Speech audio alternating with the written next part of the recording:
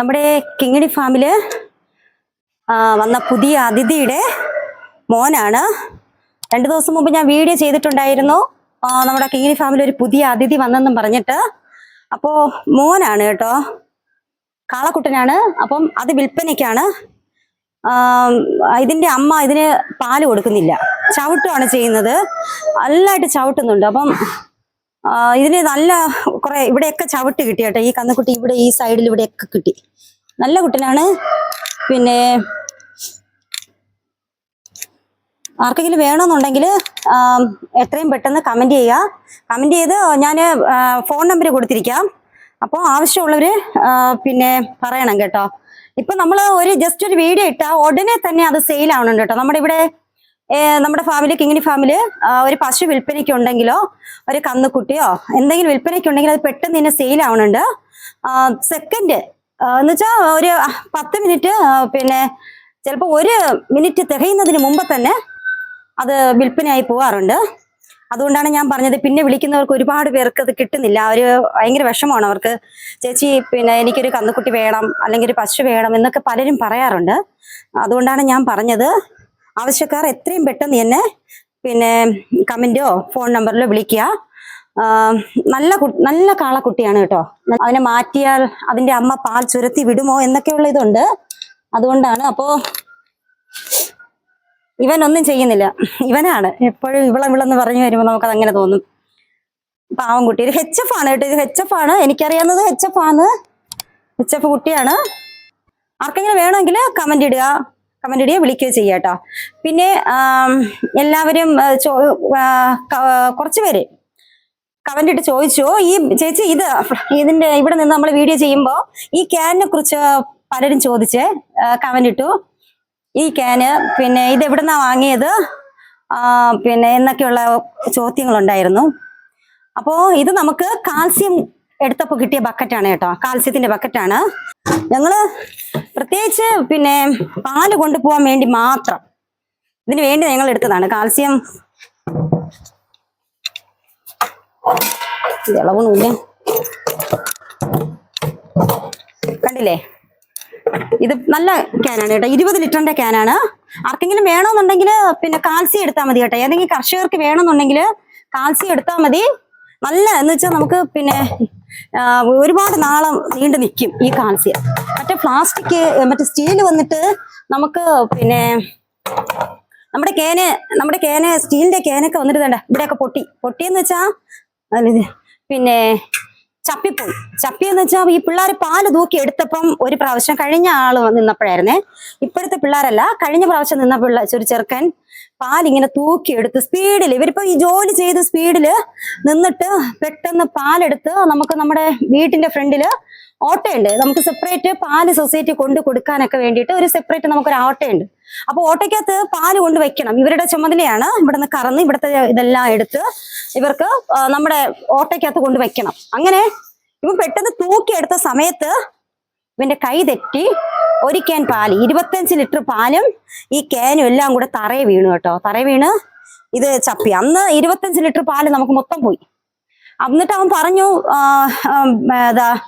മുതലാളി നിങ്ങൾ ഒരു കാര്യം ചെയ്യും, എന്റെ ഇന്നത്തെ ദിവസത്തെ ശമ്പളത്തിൽ നിന്ന് 25 ലിറ്റർ പാലിന്റെ പൈസ നിങ്ങൾ കട്ട് ചെയ്തോ, നിങ്ങൾക്കത് നഷ്ടം അല്ലേന്ന് കേട്ടോ. അപ്പൊ നമ്മൾ പറഞ്ഞു, ഇപ്പൊ എല്ലാവർക്കും മനുഷ്യനാണെങ്കിൽ തെറ്റ് വരും, എന്തെല്ലാം സംഭവിക്കും. അതുകൊണ്ട് ഞങ്ങൾ പറഞ്ഞു സാരമില്ല, പക്ഷെ ഇനി നീ ഇത് ആവർത്തിക്കരുത് എന്ന് പറഞ്ഞു. അപ്പൊ അവനും സന്തോഷമായി. നമ്മളിപ്പം ഒരു പ്രാവശ്യം 1-2 പ്രാവശ്യം ക്ഷമിച്ചു. അവൻ അറിഞ്ഞുകൊണ്ട് ചെയ്തതല്ല, ഒരിക്കലും അവൻ അറിഞ്ഞുകൊണ്ട് ചെയ്തതല്ല, നമുക്കതറിയാം.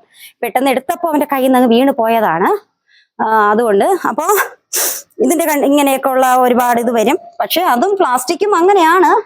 എന്നാലും നമുക്കിത് ഫ്രീ ആയിട്ട് കിട്ടിയത് കൊണ്ട്, ഒരു കാൽസ്യം വാങ്ങിക്കുമ്പോൾ നമുക്കിത് ഫ്രീ ആയിട്ട് കിട്ടുമെന്നത് കൊണ്ടത് കൊണ്ട് മാത്രമാണ് ഞാനിത് എടുത്തത്. 3 ക്യാനുണ്ട് കേട്ടോ. 3 പിന്നെ 2 എണ്ണം കൂടെ ഉണ്ടായിരുന്നു. 2 കർഷകർക്ക് കൊടുത്തു.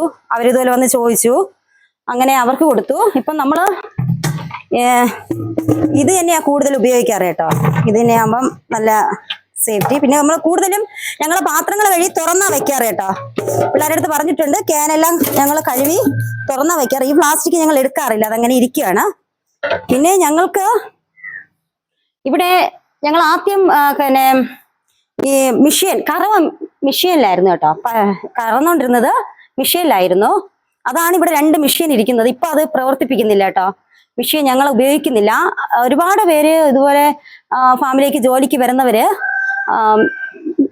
മെഷീൻ കറവ അറിയാതെയാണ് വരുന്നത്. ഇവിടെ വന്ന് അവർ പഠിക്കുകയാണ് ചെയ്യുന്നത്. ഈ പഠിച്ച് പശുവിനെ അവർ ഒരു രീതിയിലാക്കും. അവരും പഠിക്കും, പശുവും പഠിച്ച് നമുക്കൊരു ഇതാക്കി തരും, ഒരു വഴിയാക്കി തരും.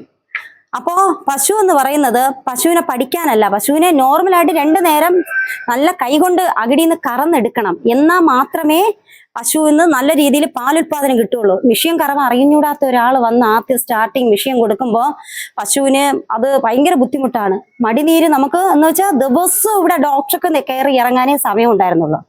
അങ്ങനെ ഇപ്പൊ നമുക്ക് നമ്മൾ ആ മെഷീൻ അങ്ങ് മാറ്റി 2 മെഷീനിൽ ഞങ്ങൾക്ക് 4 ബക്കറ്റ് ഞങ്ങൾ വെക്കുമായിരുന്നു. ഒരു സമയം 4 ബക്കറ്റ്. അപ്പം ഞാൻ മുമ്പത്തെ വീഡിയോയിലൊക്കെ പറഞ്ഞിട്ടുണ്ടായിരുന്നു, ഇവിടുന്ന് ജോലിക്കാര് പിന്നെ ഒരു പ്രാവശ്യം പിന്നെ ഇട്ടിട്ട് പോയ സമയം ഉണ്ടായിരുന്നു.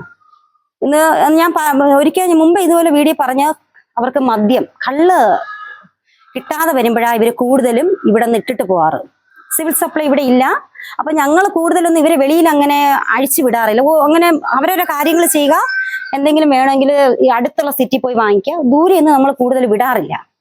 അപ്പോ പിന്നെ അങ്ങനെ വന്നപ്പോൾ അവർക്ക് ഇവിടുന്ന് മദ്യം കിട്ടാതെ രാത്രി ഇവിടുന്ന് പോയ ഒരവസ്ഥയുണ്ടായിരുന്നു. അപ്പോൾ ഞങ്ങൾ ഒറ്റയ്ക്ക്, എൻ്റെ ഹസ്ബൻഡും ഞാനും മക്കളും എല്ലാവരും കൂടെ, ഞങ്ങൾ 4 മെഷീൻ ഉണ്ടായിരുന്നു. ഹസ്ബൻഡ് മെഷീൻ വെച്ചു. അങ്ങനെ ആ സമയത്തൊക്കെ ഞങ്ങൾക്ക് ഒരുപാട് ഉപയോഗം ഉണ്ടായിട്ടുണ്ട് കേട്ടോ മെഷീൻ. അതുകൊണ്ടാണ് ഞങ്ങൾ അതങ്ങനെ ഒതുക്കി വെച്ചിരിക്കുന്നത്. എപ്പോഴായാലും എന്തിനും തയ്യാറായിട്ടാണ് ഞങ്ങള് ഈ കിങ്ങിണി ഫാമിലി ഇരിക്കുന്നത്. അതുകൊണ്ട് ഞങ്ങൾക്ക് പേടിയില്ല എപ്പോ എന്ത് വന്നാലും. അതുകൊണ്ട് എല്ലാ കർഷകരും അങ്ങനെ ആയിരിക്കണം. ഇപ്പം ജോലിക്കാരെ വെച്ച് ചെയ്യുന്നവരായാലും നമുക്ക് എപ്പോ വേണമെങ്കിലും എന്തും വരാം, ജോലിക്കാരെ എപ്പോ വേണമെങ്കിലും ഇട്ടിട്ട് പോവാം. അപ്പം എല്ലാവരും ഒരുങ്ങിയിരിക്കുക. അങ്ങനെ ഇത് ഇപ്പം ബക്കറ്റിന്റെ കാര്യം ചോദിച്ചത് കൊണ്ടാണ് ഞാൻ ഇത്രയും പറഞ്ഞത്. അപ്പം ബക്കറ്റ് മനസ്സിലായല്ലോ. അപ്പം കാൽസ്യം അങ്ങനെ എന്തെങ്കിലും വേണമെന്നുള്ളവർക്ക് ഞാൻ നമ്പർ തരാം കേട്ടോ. നെടുമങ്ങാട് ഭാഗത്തുള്ളവരാണ് ഞങ്ങൾക്ക് കൊണ്ടുവന്നുകൊണ്ടിരിക്കുന്നത്. അപ്പോൾ ആർക്കെങ്കിലും വേണമെങ്കിൽ പറഞ്ഞോളൂ, ഞാൻ നമ്പർ ഇട്ടുതരാം കാൽസ്യത്തിന്റെ കേട്ടോ.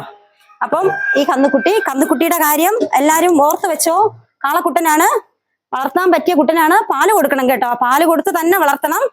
അപ്പോ പിന്നെ പാല് കൊടുത്ത് നിങ്ങൾക്ക് സ്വന്തം പറമ്പുണ്ടെങ്കിൽ അവിടെയും വിട്ട് വളർത്താം.